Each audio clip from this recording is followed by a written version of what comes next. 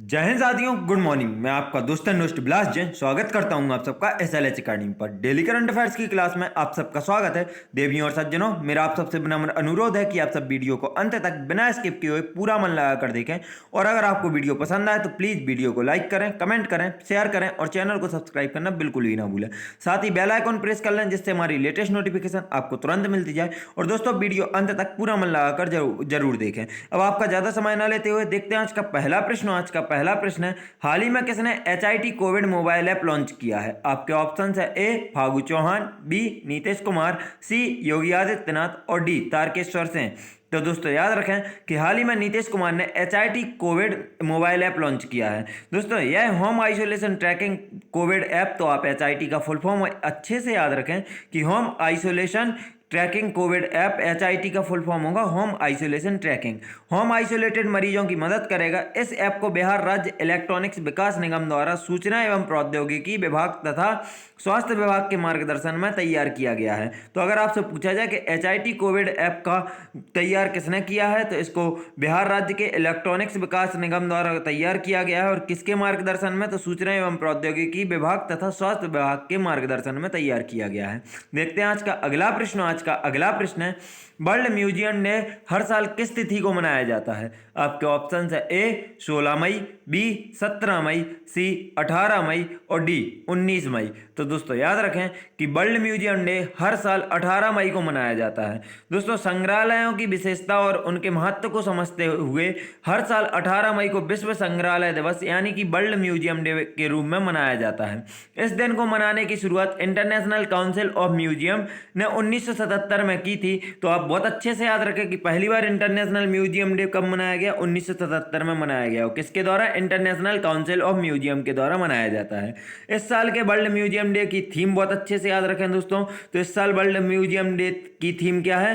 The future of museums recover and reimagine. तो बहुत अच्छे से याद रखना है दोस्तों, the future of museums recover and reimagine world museum day की 2021 की थीम है। अगर हम अंतर्राष्ट्रीय संग्रहालय परिषद की तरफ नजर डालेंगे दोस्तों, मतलब इंटरनेशनल काउंसिल ऑफ म्यूजियम की तरफ, तो इसका मुख्यालय पेरिस फ्रांस में स्थित है। इसके संस्थापक चौंसी जे हैमलिन हैं तथा इसके वर्तमान अध्यक्ष सुए ऑक्शॉय हैं और इसकी स्थापना 1946 में हुई थी। दोस्तों दोबारा रिपीट करूंगा, बहुत अच्छे से याद रखना। अंतर्राष्ट्रीय संग्रहालय परिषद का मुख्यालय पेरिस फ्रांस में स्थित है। इसके संस्थापक चौंसी जे हैमलिन तथा अध्यक्ष सुए ऑक्शॉय हैं और इसकी स्थापना 1946 में हुई थी। देखते हैं आज का अगला प्रश्न। आज का अगला प्रश्न है, हाल ही में किस राज्य के मुख्यमंत्री ने सब्जी के लिए MOMA मार्केट का शुभारंभ किया है? आपके ऑप्शंस है ए मणिपुर, बी असम, सी तमिलनाडु और डी गोवा।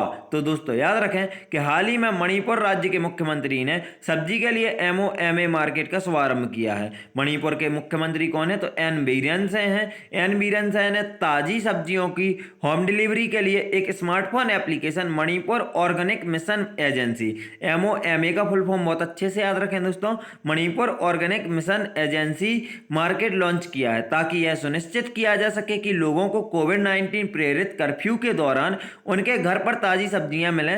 राज्यों के बागवानी और मृदा संरक्षण विभाग की एक इकाई MOMA ने कोविड-19 महामारी के कारण लॉकडाउन के दौरान दिन प्रतिदिन की खपत के लिए ताजी सब्जियां उपलब्ध कराने और कृषि उपज की संकट बिक्री को कम करने के लिए CM की देखरेख में ऐप लॉन्च किया है। तो दोस्तों अगर आपसे पूछा जाए कि MOMA मार्केट का नाम दिया गया है तो MOMA क्या है? तो यह राज्य के एक बागवानी और मृदा संरक्षण विभाग है। क्या है? MOMA। और इसका फुल फॉर्म क्या होता है दोस्तों? तो बहुत अच्छे से याद रखें, मणिपुर ऑर्गेनिक मिशन एजेंसी। अब नजर डालेंगे दोस्तों मणिपुर की तरफ, तो शॉर्ट में ही समझेंगे क्योंकि आज क्वेश्चंस जाना है। टोटल 17 क्वेश्चन है इसलिए शॉर्ट में समझेंगे, तो ज़्यादा डिटेल नहीं देखेंगे। मणिपुर को अगर हम देखें तो यह पूर्वोत्तर की 7 बहनों में से एक राज्य है जिसकी अगर हम राजकीय सीमा देखें तो मिजोरम, असम और नागालैंड से इसकी राजकीय सीमा तथा अंतर्राष्ट्रीय सीमा म्यांमार से लगती है। मणिपुर की राजधानी इम्फॉल है तथा मणिपुर की स्थापना 21 जनवरी 1972 में हुई थी दोस्तों। साथ ही याद रखें कि मणिपुर के वर्तमान में राज्यपाल डॉक्टर नजमा हेपतुल्ला तथा मुख्यमंत्री नेंगथोंबम बीरेन हैं। तो अगर आपसे एन बीरेन का फुल फॉर्म भी अच्छा इनका पूरा नाम याद रखना है कि नोंगथोंबम बीरेन हैं तथा इसके पड़ोसी राज्य आपको बताया हुई असम, नागालैंड और मिजोरम मणिपुर के पड़ोसी राज्य हैं। देखते हैं आज का अगला प्रश्न। आज का अगला प्रश्न है सुजुकी मोटरसाइकिल इंडिया के नए कंपनी हेड कौन बने हैं? आपके ऑप्शंस हैं ए ब्रिक Mahadev, B Satoshi Uchida, C Hardayal Rai और डी देवदत्त पहाड़ी। तो दोस्तों याद रखें सुजुकी मोटरसाइकिल इंडिया के नए कंपनी हेड सतोशी उचिदा को बनाया गया है। दोस्तों सतोशी उचिदा ने सुजुकी मोटर कॉरपोरेशन के वैश्विक सुधार के हिस्से के रूप में कोइचिरो हिराओ की जगह ली। तो अगर आपसे पूछा जाए कि सुजुकी मोटरसाइकिल इंडिया के पहले कंपनी हेड कौन थे इनके पहले, तो कोइचिरो हिराओ इसके पहले कंपनी हेड थे और वर्तमान में कौन है, तो सतोशी उचिदा। नजर डालेंगे दोस्तों सुजुकी मोटर कॉरपोरेशन की तरफ, तो इसके संस्थापक है मिचियो सुजुकी तथा इसकी स्थापना अक्टूबर 1909 में हुई थी और वर्तमान में इसके सीईओ कौन है, तो ओसामू सुजुकी इसके वर्तमान में सीईओ है। बहुत अच्छे से याद रखना है दोस्तों आपको तीनों नाम। सुजुकी मोटर कॉरपोरेशन के संस्थापक मिचियो सुजुकी, वर्तमान में इंडिया के कंपनी हेड कौन है, सतोशी उचिदा तथा सीईओ कौन है, ओसामी सुजुकी। और अगर आपसे स्थापना पूछी जाए तो अक्टूबर 1909 में सुजुकी की स्थापना हुई थी। देखते हैं आज का अगला प्रश्न। आज का अगला प्रश्न है किस राज्य ने ब्लैक फंगस को अधिसूचित रोग घोषित किया है? आपके ऑप्शंस हैं ए हरियाणा, बी असम, सी तमिलनाडु और डी पंजाब। तो दोस्तों इस क्वेश्चन को बहुत अच्छे से सुनना क्योंकि आपको ब्लैक फंगस के बारे में भी इंफॉर्मेशन देंगे। तो आपको बता दें कि हरियाणा राज्य ने ब्लैक फंगस को अधिसूचित रोग घोषित किया है। ब्लैक फंगस को हरियाणा में एक अधिसूचित बीमारी के रूप में वर्गीकृत किया गया है, जिससे यह अनिवार्य हो गया है कि सरकारी अधिकारियों को प्रत्येक मामले के बारे में सूचित किया जाए। यह एक प्रकोप के ट्रैकिंग और प्रबंधन में अनुमति देगा। तो दोस्तों याद रखें कि यह इसकी लिस्ट बनाने के लिए और अधिकारियों को सूचना प्रदान करने के लिए इसको अधिसूचित रोग घोषित किया गया है। अब अगर आपको ब्लैक फंगस के बारे में बताएं तो Indian council of medical research के अनुसार ब्लैक फंगस मुख्य रूप से अन्य स्वास्थ्य समस्याओं के लिए दवा लेने वाले लोगों को प्रभावित करता है, जो पर्यावरणीय रोग जनकों से लड़ने की उनकी क्षमता को कम करते हैं। तो दोस्तों याद रखें कि यह एक जानलेवा बीमारी है जो अभी कोविड-19 से रिकवर हो रहे पेशेंट में देखी जा रही है ब्लैक फंगस, और यह बहुत ही बड़ी बीमारी भी साबित हो सकती है। तो इससे अपने आप को भी बचाना है। और अगर आपसे पूछा जाए कि इसको अधिसूचित रोग घोषित किस राज्य ने किया है, तो यह भी याद रखना है कि हरियाणा राज्य ने इसको ब्लैक फंगस को अधिसूचित रोग घोषित किया है। देखते हैं आज का अगला प्रश्न। आज का अगला प्रश्न है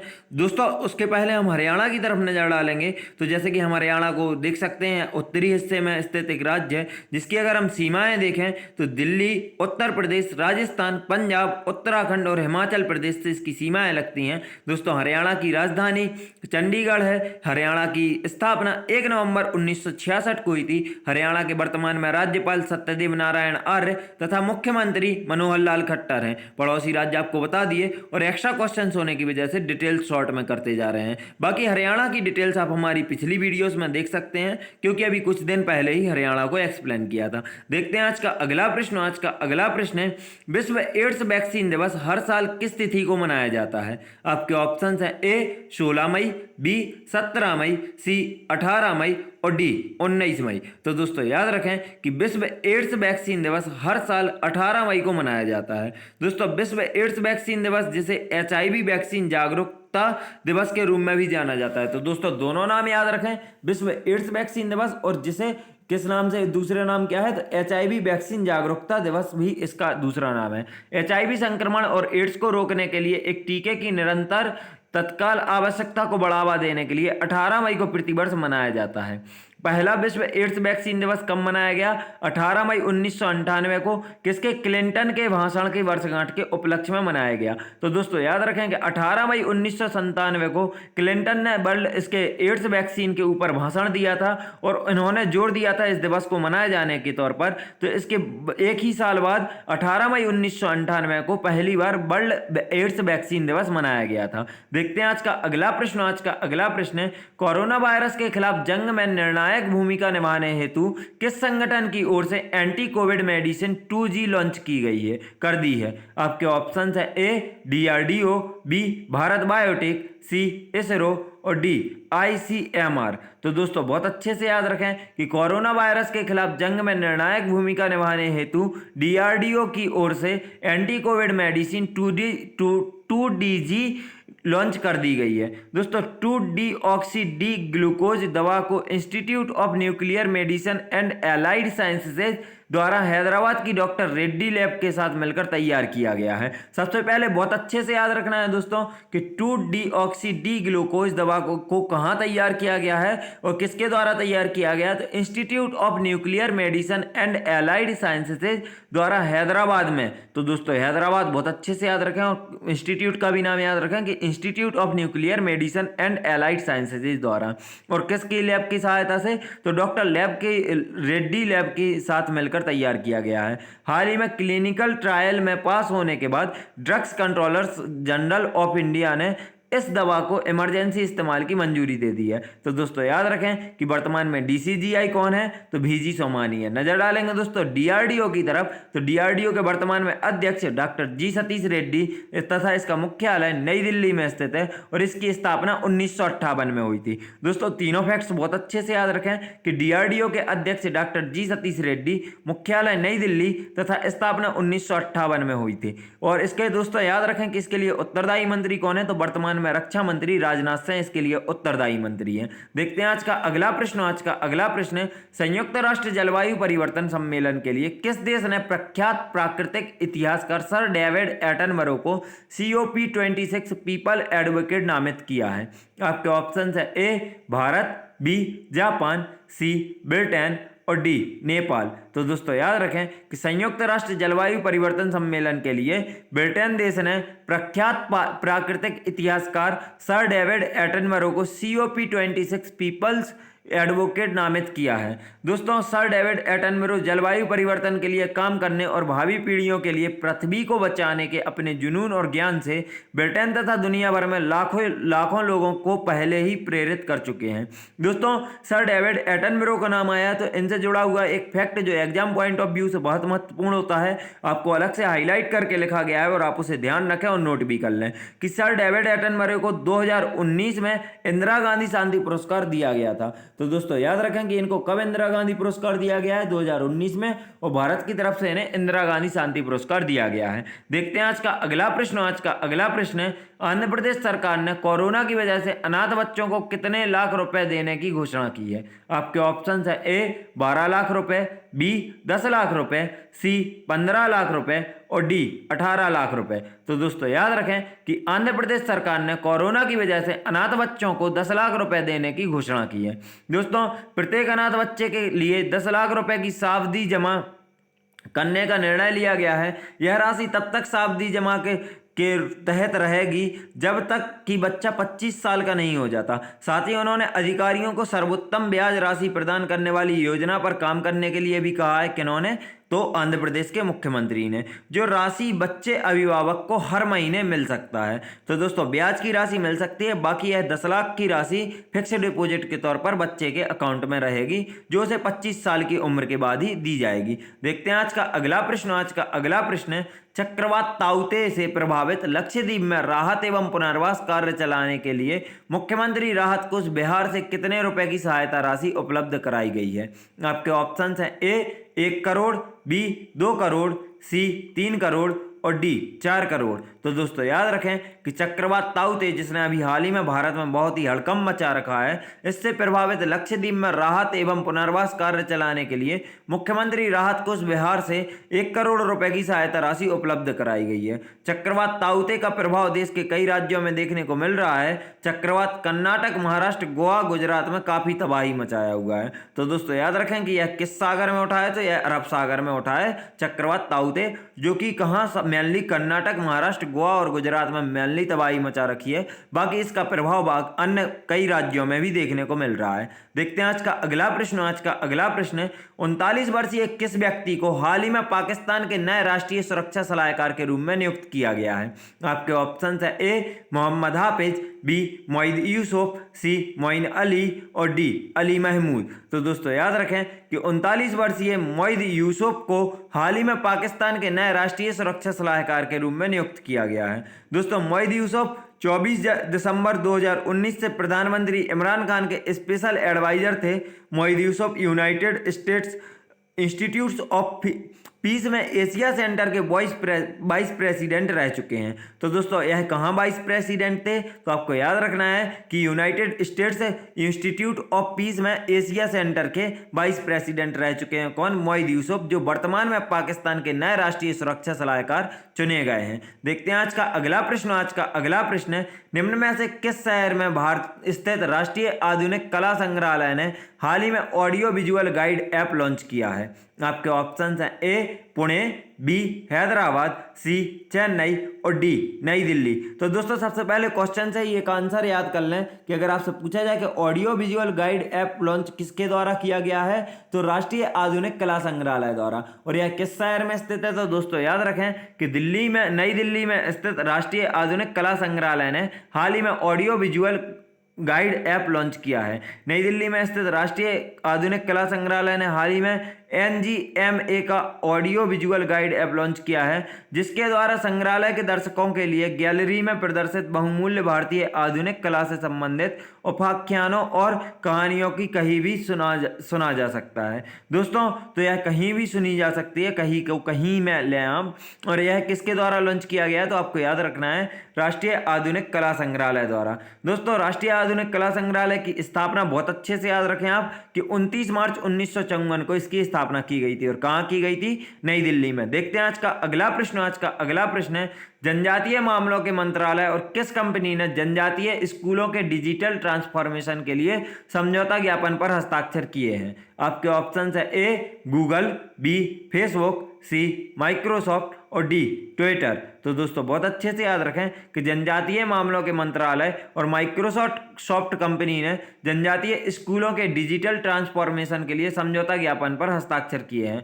माइक्रोसॉफ्ट और जनजातीय मामलों के मंत्रालय ने हाल ही में जनजातीय आश्रम जैसे स्कूलों के डिजिटल परिवर्तन करने के लिए संयुक्त पहल को लेकर समझौता ज्ञापन पर हस्ताक्षर किए हैं, जिसका उद्देश्य आर्टिफिशियल इंटेलिजेंस सहित अगली पीढ़ी की डिजिटल तकनीकों में शिक्षकों और छात्रों की हुनरमंद बनाना है। दोस्तों नजर डालेंगे माइक्रोसॉफ्ट की तरफ, तो माइक्रोसॉफ्ट के वर्तमान में दोस्तों संस्थापक बिल गेट्स तथा पॉल एलन है। इसकी स्थापना 4 अप्रैल 1975 को हुई थी। इसका मुख्यालय रेडमंड वॉशिंगटन DC मतलब संयुक्त राज्य अमेरिका में स्थित है। और दोस्तों इसके वर्तमान में अगर CEO देखें तो बिल गेट्स है माइक्रोसॉफ्ट के CEO। बहुत अच्छे से याद रखना दोस्तों, इसके संस्थापक कौन है? Bill Gates and Paul Allen. स्थापना कब हुई है? 4 अप्रैल 1975 को। इसके मुख्यालय कहाँ है? तो वॉशिंगटन DC संयुक्त राज्य अमेरिका में माइक्रोसॉफ्ट का मुख्यालय है। देखते हैं आज का अगला प्रश्न। आज का अगला प्रश्न है, हाल ही में किस मंत्रालय ने कोरोना काल में वृद्धजनों के लिए toll free helpline Elder line शुरू किया है? आपके ऑप्शन है ए खेल मंत्रालय, बी सूचना और प्रसारण मंत्रालय, सी विज्ञान मंत्रालय और डी सामाजिक न्याय और अधिकारिता मंत्रालय। तो दोस्तों बहुत अच्छे से याद रखें कि हाल ही में सामाजिक न्याय और अधिकारिता मंत्रालय ने कोरोना काल में वृद्धजनों के लिए toll free helpline Elder line शुरू किया है। दोस्तों कोविड महामारी के दौरान वृद्धजनों की समस्याओं को दूर करने के लिए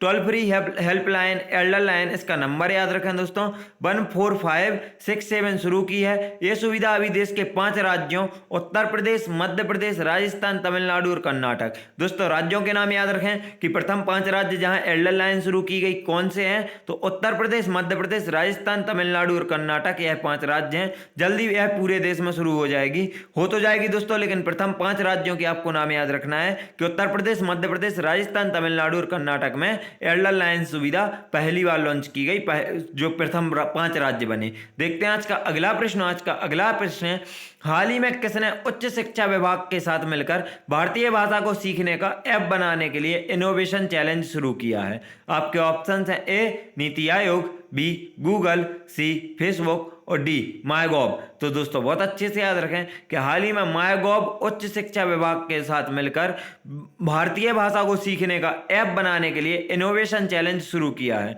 दोस्तों भारत सरकार का नागरिक से जुड़ने का मंच माईगॉव ने हाल ही में उच्च शिक्षा विभाग के साथ मिलकर भारतीय भाषा को सीखने का ऐप बनाने के लिए इनोवेशन चैलेंज शुरू किया है। यह इनोवेशन चैलेंज भारत की सांस्कृतिक विविधता को बढ़ावा देने के लिए प्रधानमंत्री के सपने को आगे ले जाने का लक्ष्य है। देखते हैं आज का अगला प्रश्न। आज का अगला प्रश्न है, निम्न में से किस विभाग के सचिव श्री अंशु प्रकाश ने हाल ही में नेटवर्क सिक्योरिटी पर एक ऑनलाइन सर्टिफिकेट पाठ्यक्रम का उद्घाटन किया है? आपके ऑप्शन है ए विज्ञान विभाग, बी शिक्षा विभाग, सी नीति विभाग और डी दूरसंचार विभाग। तो दोस्तों याद रखें कि दूरसंचार विभाग के सचिव, तो आपसे अगर पूछा जाए कि दूरसंचार विभाग के वर्तमान में सचिव कौन है तो अंशु प्रकाश हैं। तो दोस्तों याद रखें कि दूरसंचार विभाग के सचिव श्री अंशु प्रकाश ने हाल ही में नेटवर्क सिक्योरिटी पर एक ऑनलाइन सर्टिफिकेट्स पाठ्यक्रम का उद्घाटन किया है। दोस्तों संचार मंत्रालय के दूरसंचार विभाग के सचिव और डिजिटल संचार आयोग के अध्यक्ष। तो दोस्तों बहुत अच्छे से याद रखना है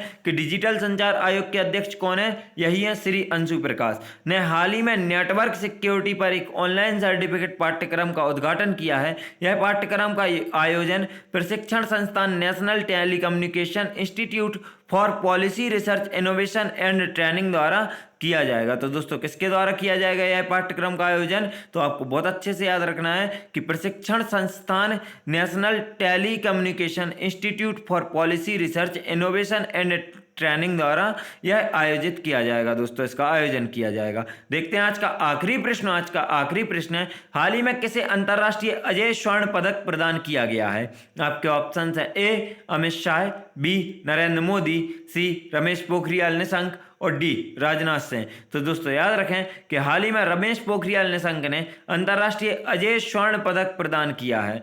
दोस्तों रमेश पोखरियाल निशंक को उनके लेखन, सामाजिक और शानदार सार्वजनिक जीवन के माध्यम से उनकी असाधारण प्रतिबद्धता और मानवता के लिए उत्कृष्ट सेवा के लिए यह सम्मान दिया गया है या सम्मानित किया गया है। यह निर्णय किसके लिए द्वारा लिया गया है, तो याद रखें कि यह निर्णय महर्षि संगठन के वैश्विक प्रमुख डॉक्टर टोनी नादेर, यहाँ से आप एक पॉइंट याद रख सकते हैं कि महर्षि संगठन के वैश्विक प्रमुख कौन है, डॉक्टर टोनी नादेर हैं, के नेतृत्व में विधिवत गठित एक उच्चाधिकार प्राप्त समिति द्वारा उचित विचार विमर्श के बाद लिया गया है। यह सम्मान विश्वव्यापी महर्षि संगठन और उसके विश्वविद्यालयों द्वारा दिया जाएगा। तो दोस्तों किसके द्वारा दिया जाएगा यह सम्मान, विश्वव्यापी महर्षि संगठन और उसके विश्वविद्यालयों द्वारा। दोस्तों हमारी वीडियो यहीं समाप्त होती है। वीडियो को अंत तक देखने के लिए आप सभी का धन्यवाद। अगर आप सबको वीडियो पसंद आई हो तो प्लीज वीडियो को लाइक करें, कमेंट करें, शेयर करें और चैनल को सब्सक्राइब करना बिल्कुल भी ना भूलें। साथ ही बेल आइकॉन प्रेस कर लें जिससे हमारी लेटेस्ट नोटिफिकेशन आपको तुरंत मिलती जाए। अगर आप हम सबसे social media like Facebook, Telegram, Instagram पर जुड़ना चाहते हैं